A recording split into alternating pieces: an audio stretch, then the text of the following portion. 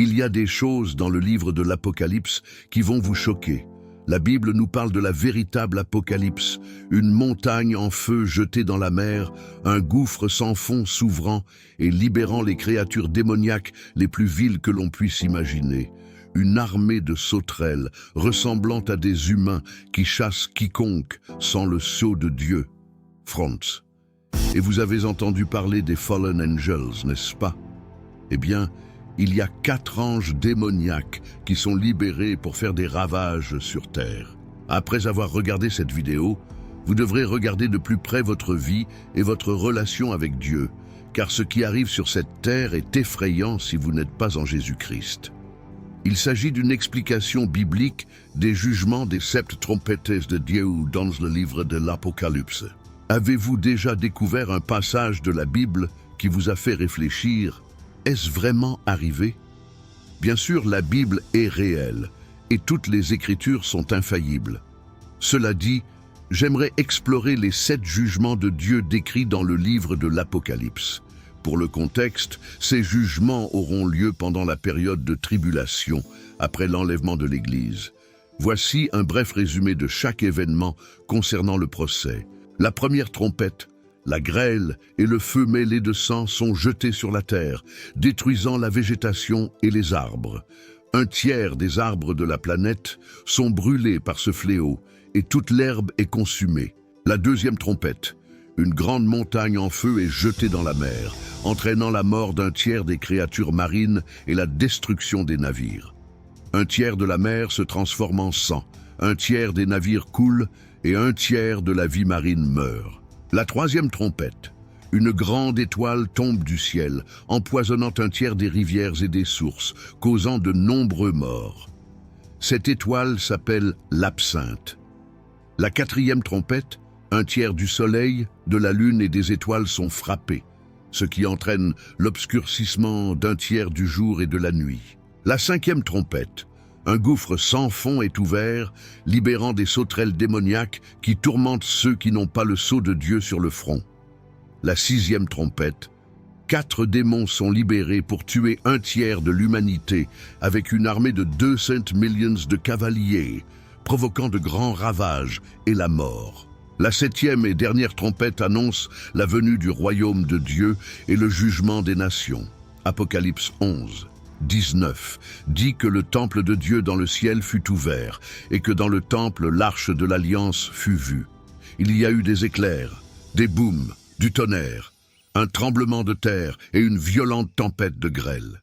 En nous concentrant sur le chapitre 9 de l'Apocalypse et la 5e trompette, une étoile tombe du ciel et ouvre l'abîme sans fond, libérant un énorme nuage de fumée qui obscurcit le soleil et pollue l'air. Imaginez-vous vous réveiller un jour et découvrir la lumière du soleil et l'air assombri par la fumée d'un abîme sans fond. Le chaos s'ensuit et les gens réalisent qu'il ne s'agit pas seulement d'un phénomène météorologique temporaire, mais d'un événement catastrophique. Et qu'y a-t-il au fond de cet abîme? Des essaims de criquets démoniaques sont lâchés sur terre, la description étant presque surréaliste par sa vivacité. Ils ont l'apparence de chevaux cuirassés, avec des couronnes d'or et des visages humains. Mais leurs cheveux sont comme ceux des femmes, et leurs dents sont comme celles des lions. Le bruit de leurs ailes est comme le bruit d'une armée en marche, et leurs queues sont comme des scorpions dotés de dards, qui infligent une douleur insupportable. Alors pourquoi je te dis tout ça? Parce que vous avez un choix à faire. Luc 21, verset 36 dit: « Soyez toujours vigilants et priez afin d'échapper à tout ce qui va arriver et de vous tenir devant le Fils de l'homme. » La Bible nous dit de rester vigilants à tout moment, car le Seigneur revient pour son Église, il revient pour ceux qui vivent fidèlement pour lui. Cela se produira en un clin d'œil. Êtes-vous alerte? Êtes-vous toujours attentif? Suivez-vous vraiment Christ? Explorons le sens d'Apocalypse 12, verset 12 qui déclare: « Réjouissez-vous donc, cieux et vous qui y habitez. Mais malheur à la terre et à la mer, car le diable est descendu vers vous. Il est rempli de fureur, parce qu'il sait qu'il lui reste peu de temps. » Ce verset s'établit que le diable est sur terre plein de fureur, parce que son temps est court. Cela nous montre également pourquoi le péché et le mal sont si répandus dans notre monde. L'Apocalypse est pleine d'images et de symbolisme, et ce verset ne fait pas exception. Il raconte une grande guerre dans le ciel, où le dragon, également connu sous le nom de diable, et ses anges se sont battus contre Michel et ses anges.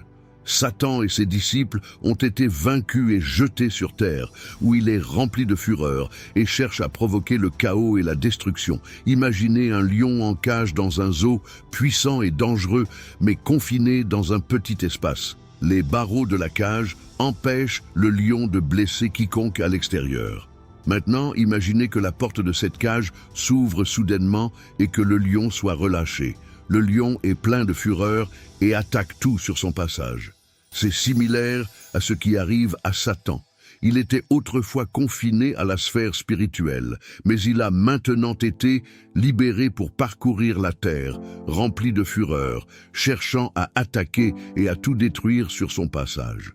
La Bible nous met en garde dans 1 Pierre 5, verset 8. « Soyez vigilants et vigilants. Votre ennemi, le diable, rôde comme un lion rugissant, cherchant quelqu'un à dévorer. » Mais pourquoi Satan est-il si déterminé à provoquer la destruction? La réponse réside dans votre rébellion contre Dieu. Satan était un ange de Dieu, mais il s'est rebellé et a été chassé du ciel. Depuis lors, il a mené une guerre contre Dieu et son peuple, cherchant à éloigner autant de messe que possible de la vérité. C'est pourquoi le péché et le mal sont si répandus dans ce monde. Satan s'emploie activement à conduire les gens à la tentation et au péché, dans l'espoir de les détourner de Dieu et de les conduire à la damnation éternelle. Mais nous ne devrions pas avoir peur, car Jésus a déjà vaincu Satan sur la croix. En conclusion, Apocalypse 12, 12 nous rappelle que le péché et le mal sont répandus dans ce monde à cause de la rébellion de Satan contre Dieu. En tant que chrétiens, nous pouvons être réconfortés par le fait que Jésus a déjà remporté la victoire sur Satan et que, grâce à lui, nous avons le pouvoir de résister à la tentation et de vaincre le mal. Mettons notre foi en Jésus et résistons fermement au plan du diable, sachant que notre récompense éternelle est assurée en Christ. Nous avons tous un choix à faire chaque jour. Il n'est pas nécessaire de vivre dans la peur de l'avenir. La Bible nous dit dans Actes chapitre 2, verset 17, « Et dans les derniers jours, dit Dieu, je répandrai de mon esprit sur toute chair. Vos fils et vos filles prophétiseront, vos petits les hommes auront des visions, et vos vieillards auront des songes. » De plus, dans Tite 2, 13, il nous est dit d'attendre notre bienheureuse espérance, l'apparition de la gloire de notre grand Dieu et Sauveur, Jésus-Christ. Bien-aimés, nous avons une espérance bénie en Jésus-Christ. Le retour de notre Seigneur est l'espérance bénie que nous avons en tant que ses enfants. Ne vous laissez donc pas décourager par les événements de ce monde. Gardez les yeux fixés sur Jésus.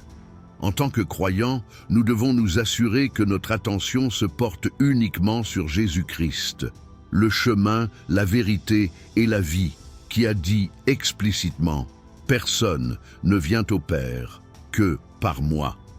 Nous devons nous assurer que nous ne ressemblons pas aux personnes mentionnées dans Matthieu 7, 22, où la Bible dit « Beaucoup diront en ce jour-là, Seigneur, Seigneur, n'avons-nous pas prophétisé en ton nom et n'avons-nous pas chassé les démons en ton nom? Et en ton nom, nous n'avons pas fait beaucoup de merveilles. Les sages d'entre nous seront vigilants. Ils verront les signes des temps parce qu'ils étudient la parole de Dieu.